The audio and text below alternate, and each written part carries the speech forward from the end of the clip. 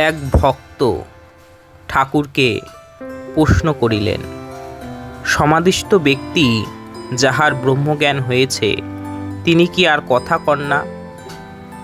ভগবান শ্রীরামকৃষ্ণ বলছেন, শঙ্করাচার্য লোকের শিক্ষা দেওয়ার জন্য বিদ্যার আমি রেখেছিলেন। ব্রহ্মদর্শন হলে মানুষ চুপ করে যায়। যতক্ষণ দর্শন হয় না ততক্ষণই বিচার। ঘি কাঁচা যতক্ষণ থাকে ততক্ষণই কলকলালেই। পাকা ঘির কোনো শব্দ থাকে না। কিন্তু যখন পাকা ঘি আবার কাঁচা লুচি পড়ে তখন আবার ছ্যাঁক ছ্যাঁক কলরব করে। যখন কাঁচা লুচি পাকা করে আবার চুপ হয়ে যায়, তেমনি সমাধিস্থ পুরুষ লোকশিক্ষা দেওয়ার জন্য আবার নিচে নেমে আসে, আবার কথা কয়। যতক্ষণ মৌমাছি ফুলে না বসে ততক্ষণ ভন ভন করে। ফুলে বসে মধু পান করতে আরম্ভ করলে চুপ হয়ে যায়।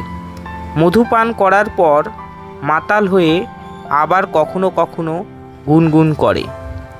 পুকুরে কলসিতে জল ভরবার সময় ভক ভক শব্দ হয়, পূর্ণ হয়ে গেলে আর শব্দ থাকে না। এ কথা শুনে ঠাকুরের সকলে হাসতে শুরু করলো। তবে এক কলসি থেকে আরেক কলসিতে জল ঢাললে আবার শব্দ হয়। কি অসাধারণ কথা ঠাকুর বলছেন যে ব্রহ্মজ্ঞান হলে মানুষ আর কথা কয় না, কিন্তু লোকশিক্ষার জন্য তিনি কথা কন, যেমন তিনি শঙ্করাচার্যের কথা বলেছেন।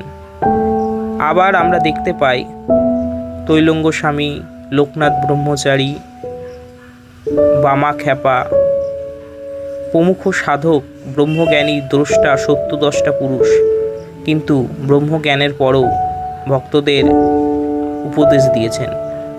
ঠাকুর কেন দিয়েছেন সেটি বললেন যে লোকশিক্ষা দেওয়ার জন্য ব্রহ্মদর্শনের পরও ব্রহ্মজ্ঞ পুরুষ সত্যদ্রষ্টা তিনি কথা কন।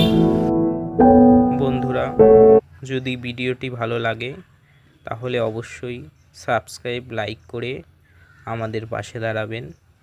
ভগবান শ্রীরামকৃষ্ণের আশীর্বাদ জীবজগতে সকলের ওপর বর্ষিত হোক। পৃথিবী সুন্দর, সুস্থ, সৌভ্রাতৃত্ববোধে পরিপূর্ণ হয়ে উঠুক।